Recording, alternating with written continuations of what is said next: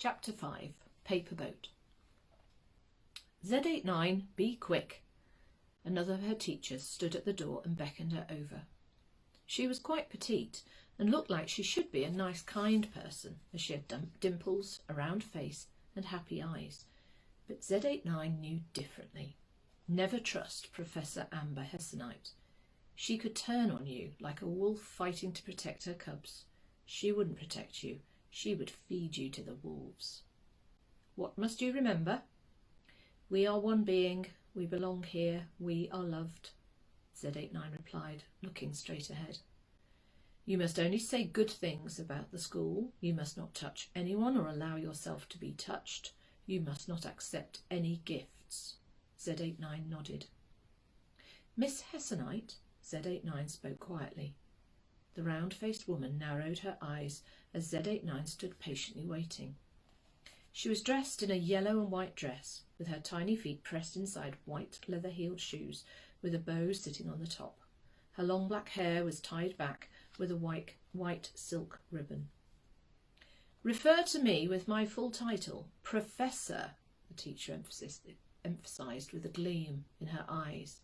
Hessonite. The young girl was horror-stricken. She had forgotten the teacher's title and began to stammer. Sorry, Professor Hessonite, I forgot my manners.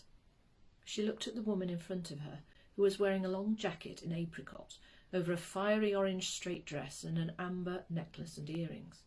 Her flat, comfortable shoes in tangerine completed the look. Where am I going? Z89 asked tentatively. You will find out soon enough. They left the green room, and with Professor Hessonite walking quickly, Z89 found herself scurrying along to keep up. Stumbling occasionally in the unfamiliar shoes, she was used to wearing the flat, soft shoes of every day, the girl felt uncomfortable, her dress bulky and stiff as she moved. The two of them soon arrived at the lift doors, where they found the rest of Marcon, 4 girls and 5 boys, waiting patiently for the doors to open. 3 teachers stood to the side of the group, as though they didn't want to be contaminated by these young people. No one spoke. This was normal. But one of the boys looked momentarily at Z89. He did not smile, but she noticed that he slowly brought his thumb and forefinger of his right hand together as he went to scratch the side of his head. She thought the shape he made looked just like the shape of a tear. The lift doors opened, and the teachers ushered them into the awaiting metal boxes, which swallowed them up like a whale consuming plankton. The doors closed, and the lifts ascended. Butterfly. In here, said a man, dressed in a black tail jacket, pointing to the kitchen and handing her a pristine white apron. Erin walked past him, trying to look confident, but inside butterflies were flying around madly in the pit of her stomach. The head waiter accepted her statement that she was another waitress sent by the agency and was late because of being held up in traffic. He was obviously short-staffed and getting quite anxious about serving all the people in the restaurant. One of the chefs, sweat dripping from his forehead, suddenly shouted at her to take some plates to table 10 in the restaurant. Erin carried them through the swing doors and looked around her. The room was very ornate, with crystal chandeliers flashing sparkles of light from above. There were 10 circular tables, each one covered with a snowy white tablecloth, and at each table sat 2 adults and 1 child. Erin was mesmerised by the tranquil scene around her just for a moment, and assumed the groups of 3 were different families. They were all talking calmly and quietly together. Her eyes searched the room for Patrick and Stella, but she couldn't see them. Weaving her way through the diners, Erin glanced from side to side at the clear numbers placed in the centre of each table. Everyone was dressed in beautiful, vibrant colours, as though it was a party, and yet there was no communication between the tables, no balloons or presents. Erin finally saw number 10 near the long, thin windows and made her way, carrying the tray of steaming hot food, to the group of 3 sitting there. She stopped abruptly, almost spilling the roast dinners and tiny gravy boats that sat squarely on her tray. It was Petra and her parents. Her best friend had lied to her. Erin couldn't believe it. Couldn't get away, she said. Petra had made out her parents were going to be away just like Erin's, and she would have to stay at home and look after her brother. Yet here she was about to enjoy roast beef and Yorkshire pudding. As Erin placed the plates in front of the three people, she stared pointedly at Petra, but the girl ignored her. "How could you?" Erin said through gritted teeth, but the girl looked through her as though she didn't exist. Petra's mum looked up at that moment as Erin, dressed as a waitress, stood before her. Her eyes widened with recognition, and then she hurriedly made a small gesture with her hand, gently lifting her forefinger to her lips as though to keep Erin silent. She was suddenly aware of a man in dark green standing near them. He seemed to be listening to their exchange and took a step towards Erin. "Move along there," he ordered sternly. Erin turned away and started walking back towards the kitchen, her thoughts whizzing wildly around her head like fireflies in the night. What is going on? Why did Petra ignore me? People were all eating now, and the conversation was a little more broken. Erin made her way carefully round the tables, but stopped as she heard familiar voices to her right. Stella and Patrick were sitting at one of the tables. Her father was tucking into his dinner. His favourite, Erin thought to herself absent-mindedly, and then realised a young girl was sitting at the same table with her back to Erin. She had a similar build to Erin, but much thinner. She was wearing a yellow and white dress she herself wouldn't be seen dead in, and her long black hair was tied back into a neat ponytail. Erin didn't want her parents to see her there, but she had to see who was wearing that awful dress. She skirted around behind an ornate trifold screen and a display of huge ferns and exotic flowers that hid the entrance to the kitchen. Hiding behind the screen, Erin peered through a gap towards the table where her parents were sitting with this stranger. Erin gasped and held her fist against her mouth to stop herself from crying out. The girl sitting there looked exactly like Erin. Black hair scraped back from a thin face, her skin as white as porcelain.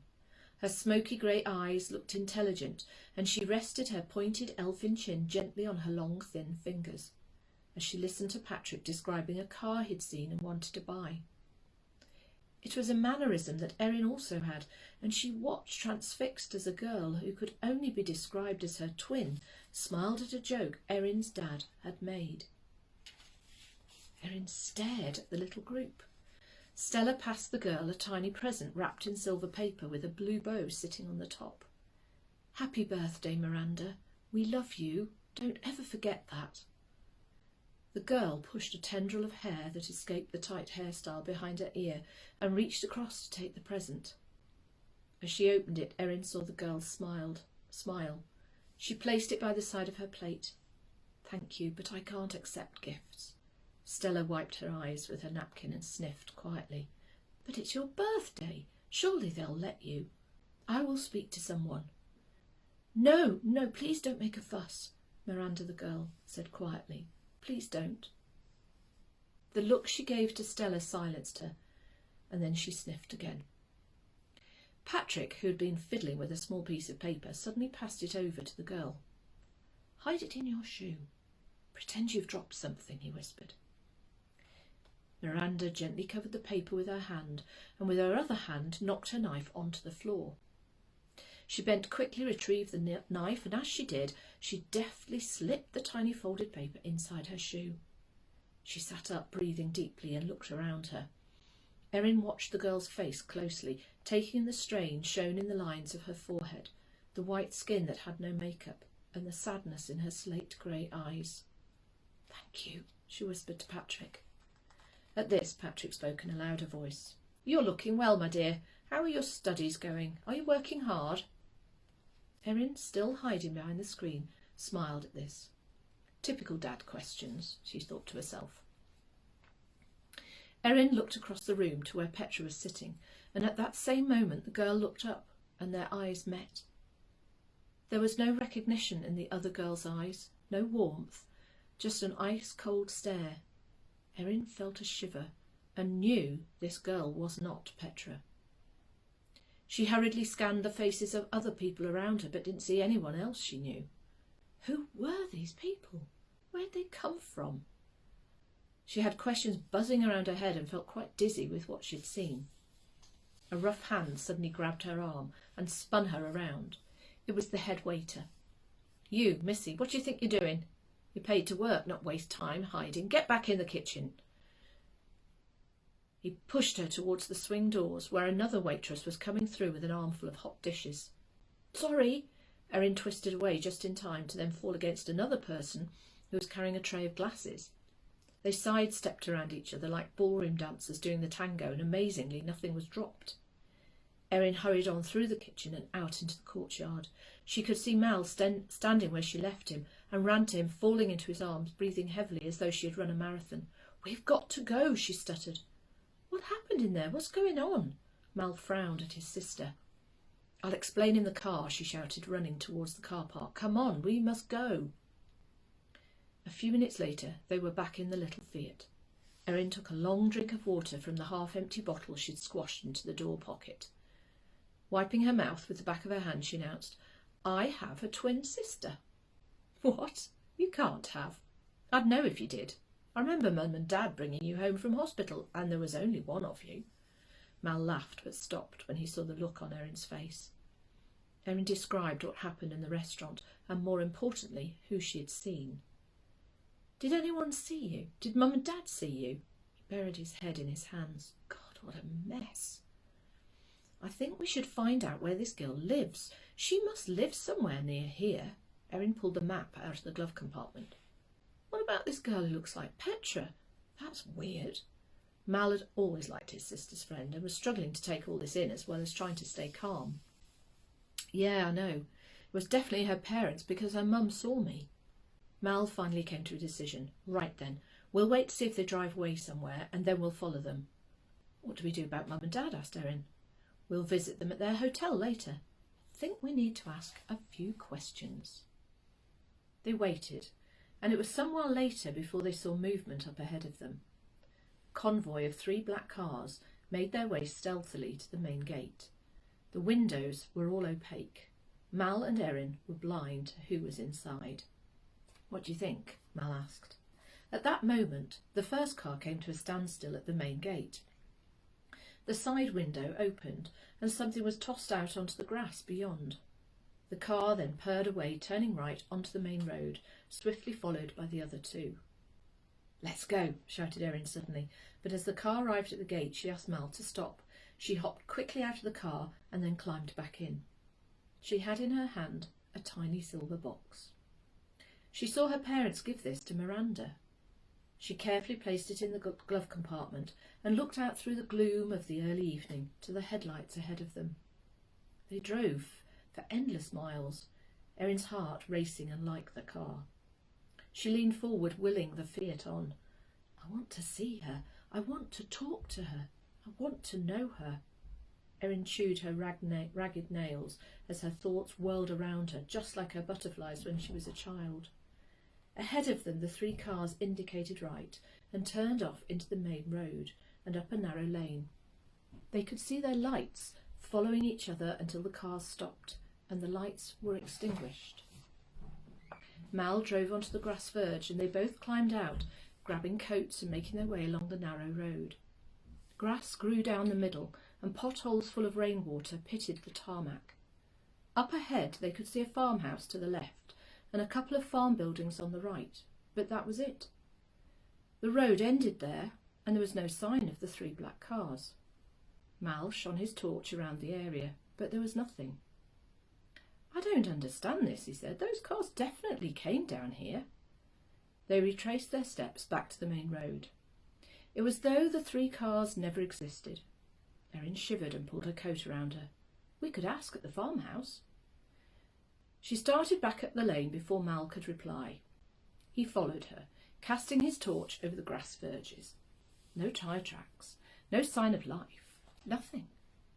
Erin walked along the garden path. The light above the front door shone out like a beacon, illuminating the garden where daffodils were pushing up green shoots. The lawn to the left of the path was neatly trimmed, and the vegetable path to the right was regimented and tidy. She stopped at the small porch and lifted the woodpecker-shaped knocker. Its beak rapped its message on the oak door, but there was silence from within. Erin turned away to explain to Mal, and then a light went on inside the house and the door opened a crack. "Who's there?" asked a thin voice, and then a small pink face appeared with brassy blonde hair above and a smiling mouth with scarlet lips. "Hello, I'm sorry to bother you, but we're lost. We're trying to get to Castleton." Erin had already thought about what she was going to say. "Does this road go anywhere?" "Who's that, love?" Another voice, much deeper and rounder than that of the woman. A large bear of a man appeared and smiled at Erin through a thick black beard. "Lost, you say? What you doing out here on the moor this time of night, lass?" Mal now joined Erin on the doorstep and continued to explain they must have taken a wrong turn. He said they'd seen other cars come up this road and thought this would lead them to where they wanted to go. The man's face cracked into an enormous grin at that. His weather-beaten face was kind. His dark brown eyes sparkled. "No," he said, "you must be mistaken. No car's been down here tonight, my lad. Go back to the main road and you can carry on until you get to Thorpe Cross. Then take a left and follow the signs from there." At that he closed the door, and Mal and Erin were left on the doorstep. "Let's go and find Mum and Dad," Mal said. "They can help us, hopefully." They turned and retraced their steps, pausing momentarily to search the area in front of the farmhouse and its neighbouring buildings, but there was nothing. They walked back up the lane to the car, but if they had stopped and looked back, they would have seen a light come on in an upstairs room, and the man they had met speaking frantically into a mobile phone. He was angry as he shouted down into the phone and watched the two young people walk away, his free hand tightening into an angular fist. Erin and Mal were unaware of how their visit affected the occupants of the house as they climbed into the little car and made their way back to Castleton and to their parents.